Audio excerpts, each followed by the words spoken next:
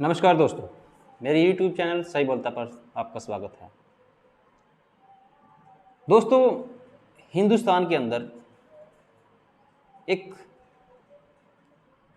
जंग छिड़ी हुई है और जंग दो शासक वर्गों के बीच में छिड़ी हुई है। एक शासक ये उन वर्गों के बीच में छिड़ी हुई है जो अपने आप को शासक बताते हैं।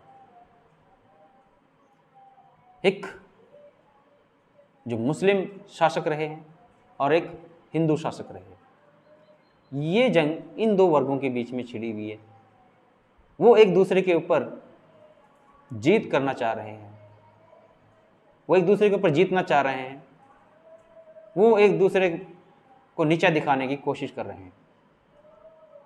दोस्तों, एक तीसरा वर्ग और है जो शासक नहीं रहा, क्योंकि उसकी जंग बहुत पहले से चल रही है, लगातार चल रही है, सदियों से वो जंग उसकी चल रही है। और वो है जिसकी जंग भूख से चल रही है, जिसकी जंग गरीबी के साथ हो रही है, जिसकी जंग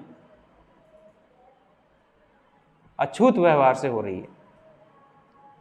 एक वर्ग वो है। दोस्तों, ये लोग धर्म पे लड़ रहे हैं। जो अपने आप को शासक वर्ग कहते हैं कि हम शासक रहे हैं, किसी समय में हिंदू शासक रहे हैं, किसी समय में मुस्लिम शासक रहे हैं, वो लोग आपस में लड़ रहे हैं। और इस लड़ाई में मैं देख रहा हूं कि एक वर्ग ने शिक्षा को नहीं अपनाया,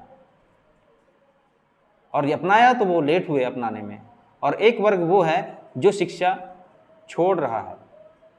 एक वर्ग वो है जिसमें ये बोला जा रहा है कि किताबें छोड़ो, कलम छोड़ो, हथियार उठाओ। और एक वर्ग अभी शिक्षा की तरफ उस गति से नहीं आ पाया था जिस गति से उसको आना चाहिए था। तो ये दोनों वर्ग, एक शिक्षा के पास नहीं पहुंच पाया था और एक शिक्षा छोड़ रहा है, आपस में लड़ रहे हैं। और वो वर्ग जो भूख से लड़ रहा है, उसके लिए सुनहरा मौका है। उसकी कंपटीशन कुछ कम हो रही है, क्योंकि ये दोनों शिक्षा छोड़ रहे हैं। तो मैं आपसे कहूँगा कि आप शिक्षा को पकड़िए, आप शिक्षा पर जोर दीजिए और इस मौके का फ़ायदा उठाइए, क्योंकि आपकी कंपटीशन अब कुछ कम हो रही है। और दोस्तों, बुरा मत मानिए, ये संदेश उन शासक वर्गों से भी है, के लिए भी है। अगर तुम्हें भी कंपटीशन में अभी भी बना रहना है, तुम्हें अभी कंपटीशन से बाहर नहीं निकलना है, तो मौका है। किताबें पकड़ के रखिए या फिर किताबों को पकड़िए। लड़ाइयों में कुछ नहीं रखा है। ये धर्म की लड़ाई, ये झूठी लड़ाई है। कोई धर्म आपको लड़ने के लिए नहीं बोलता है। हर धर्म शांति सद्भाव का ही संदेश देता है। नहीं तो आप लोग पीछे हट जाओगे, जो पीछे थे वो आगे आ जाएंगे।